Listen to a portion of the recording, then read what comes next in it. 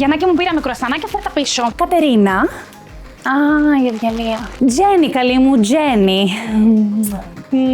Καλά, έχει τόσες επιλογές. Bio, no sugar, gluten free. Και εσύ επιλέγεις να δώσεις ζάχαρη στα παιδιά σου. Παιδιά, είναι Τζένι μου. Θα φάνε και κανένα κουρασανάκι. Ναι, καλή μου, αλλά κοντά σε αυτά κι εσύ. Πάρε αυτά τα μακαρόνια, είναι βρώμης. Θα σε ευχαριστεί το δερματάκι σου. Τώρα που είπες δερματάκι, πώς πάει το Botox? Βλέπω πολύ καλά. Τίποτα δεν κουνιέται. Έχει πάρα πολύ ωραίο τσάι εδώ. Ο Κασιανός και η Ισαβέλα τρελαίνονται. Τα παιδιά μου καλέ, Κασιανός, Ισαβέλα.